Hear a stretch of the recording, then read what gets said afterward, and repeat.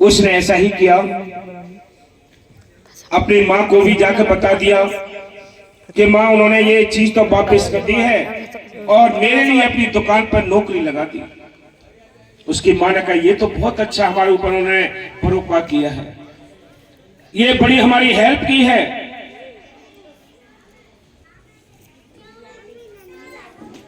लड़का उस दुकान पर नौकरी करने लगा। नौकरी करते करते उसको सोना चांदी हीरे जवाहरात मोती सबकी पहचान आ गई। 6.5 महीने उसको जब पहचान आ गई, वो सब समझने लगा ये सोना है, ये चांदी है, असली है, ये नकली है। सारी जब समझ आ गई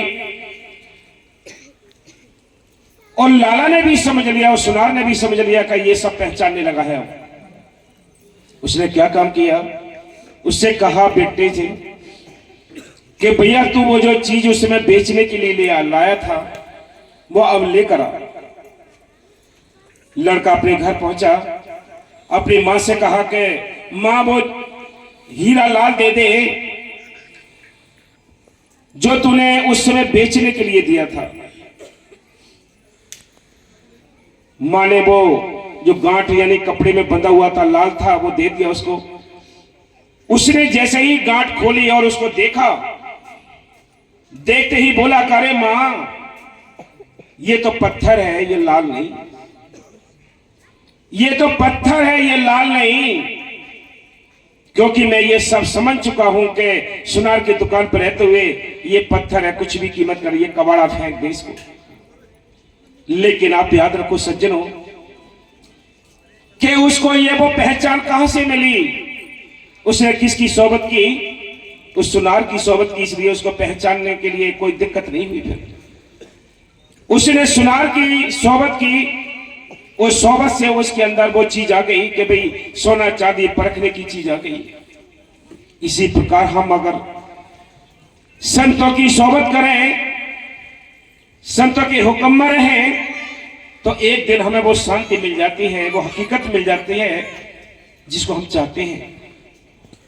इसलिए संत कहते हैं इंसान के अंदर सारे खजाने छिपे हुए हैं, लेकिन हम बाहर भटक रहे हैं। जी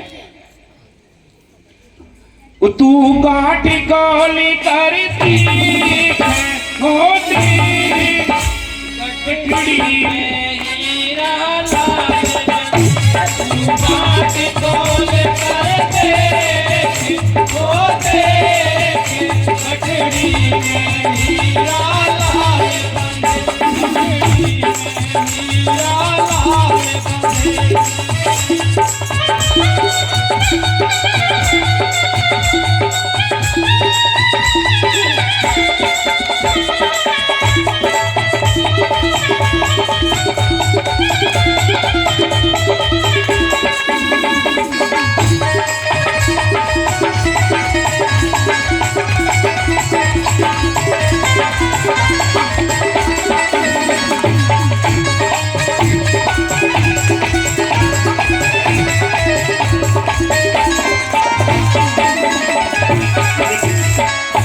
क्या कहते हैं कि हमें संत भी ऐसे चाहिए जो मालिक से मिले हुए हों, जो देश रूहानी देश आना जाना करते हों। ऐसे ही संतों से हमारा यानी मिलकर छुटकारा हो सकता है, और कोई तरीका नहीं। संत भी संसार के अंदर बहुत हैं, गले आरे गुरु प्रत्यय घर घर कंठी देत, और काम उनको नहीं द्रव का वावन हेत, कल फुका गुरु जगत में राम मिलावन, और सो सतगुरु को जानिए मोती दिखावट मुक्ति वाला गुरु चाहिए। कौन सा? कोई जौहरी आंखों वाला हो, कोई जौहरी आंखों वाला हो, वो देश रूहानी वाला हो, वो देश रूहानी वाला हो, बासु के गलत हो लखा, वो यंग संग तेरे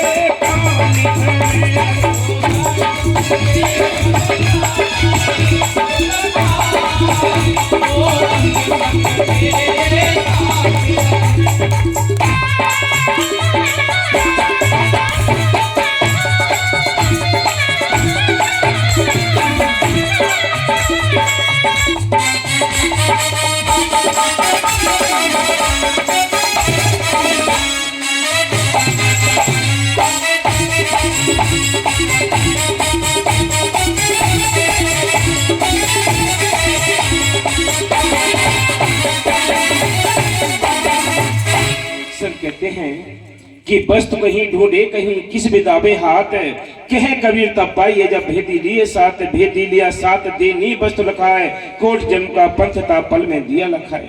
जब ऐसे संत मिल जाते हैं रास्ता आसान हो जाता है, जो हमसे छिपी हुई वस्तु है वो हमें मिल जाती है। इसलिए संत कहते हैं कि संत ऐसे चाहिए जो मालिक के देश आना जाना करते हों, उनकी सोबत करके ही हमारा छुटकारा हो सकता है, और कोई तरीका नहीं। बाहर के हम जितने ही कर्म कांड पूजा पाठ जाप तप करते हैं, इनसे कोई भी हमें लाभ नहीं मिल सकता। ये मन को लाभ मिल सकता है लेकिन आत्मा के लिए नहीं। आत्मा के लिए तो भजन स्मरण है, उसके लिए सेवा है साथ संगत की, ये चीज उसके लिए, बाकी और कुछ भी नहीं आत्मा के लिए। इसलिए और क्या, बिनी दौलत ना होगी रौनक, बिनी दौलत ना होगी रौनक, बिनी रौनक ना होगी शोहरत, गरीबान मिलेगा मान, श्याम को सोचता है, गरीबान मिलेगा मान, श्याम को सोचता है।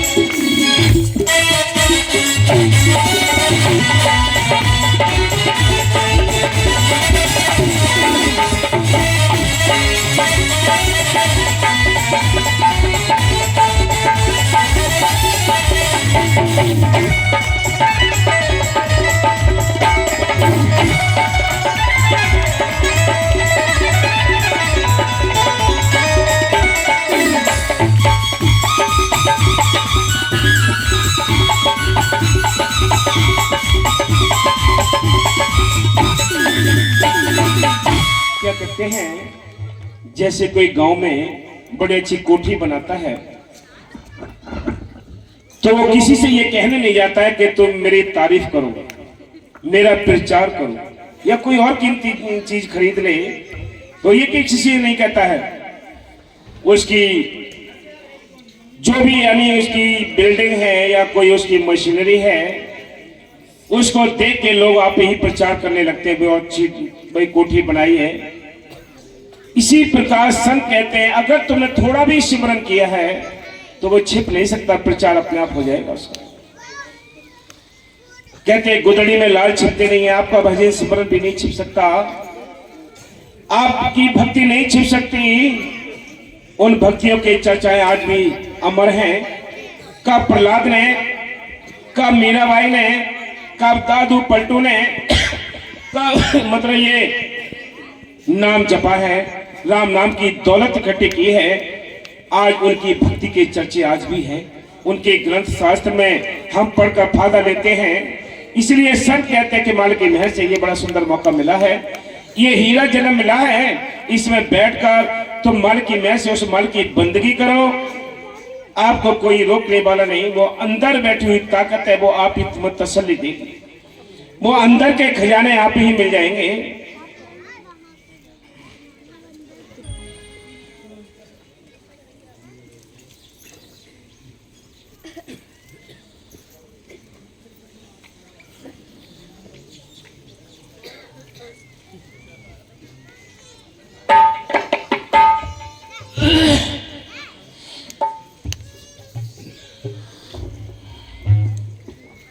एक शक्ति जो कबीर साहिब का रूप धार कर आई। देखो याद रखो, सत्य और असत्य ये दोनों यानी आपस में एक दूसरे के विपरीत होते हैं। जैसे धूप और छाया, झूठ और सत्य, ये सारे एक दूसरे के विपरीत रहते हैं। इसी प्रकार संत कहते हैं भक्ति भी दो तरह की भक्ति है, एक काल की और एक दयाल की। दोनों ही आपस में एक दूसरे के विपरीत हैं। जिनकी किस्मत में जैसी भक्ति होती है वैसी ही वो संतों की तलाश कर लेते हैं और अपने आप को ही भाई मस्त हो जाते हैं। हाँ जी। काल निरंजन नेरे गुण राई, ये काल की जो भक्ति ये सारी दुनिया करते हैं, सारे ही लोग इसी की पूजा करते हैं, लेकिन संत कहते हैं जो सतलोक सचखंड चौथे लोक से जो संत आते हैं वो हमें भेद बताते हैं उस चौथे लोक का, जिससे हमारा छुटकारा होता है। हाँ जी। काल निरंजन नेरे गुण राई, तीन लोक जेह फिरे दुहाई, सात दीप पृथ्वी नौखंडा, सप्त पाताल किसे ब्रह्मंडा, सहज सोन में कीन ठिकाना, काल निरंजन सब इन माना, ब्रह्मा विष्णु और शिव देवा, सब मिलकर काले की सेवा, चित्रगुप्त धर्म बरियारा, लिखनी लिखे सकल संसारा, 84 लाख के और चारों खानी, लिखनी लिखे सकल सब जानी, पशु पक्षी जल थल विस्तारा, वन पर्वत जल जीव बिचारा, ये सारा पसारा फैला रखा है। इस दंदल से, इन कर्मों के दंदल से कैसे निकले? जीव चाहता है, ये आत्मा चाहती है कि मैं अपने घर जाऊं, लेकिन इतने दंदल में फंसो ये आत्मा कैसे आसानी से निकल सकती है? जब तक ये भजन सुमन नहीं करेगी, जब तक साथ संगत की संतों की सोबत नहीं करेगी, तब तक इसका छुटकारा हो ही नहीं सकता। हाँ जी। काल निरंजन सब पर छाया, पुरुष नाम को चिन्ह मिटाया, 70 युग ऐसे चल गए, पुरुष सब देख चित में ठए।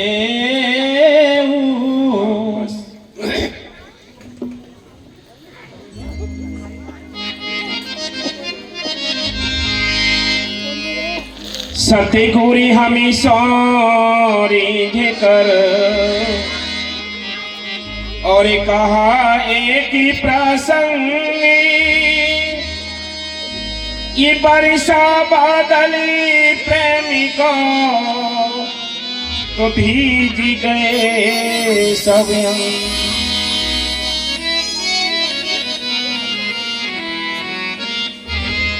भजन करी उमरे रही थोड़ी, भजन करी उमरे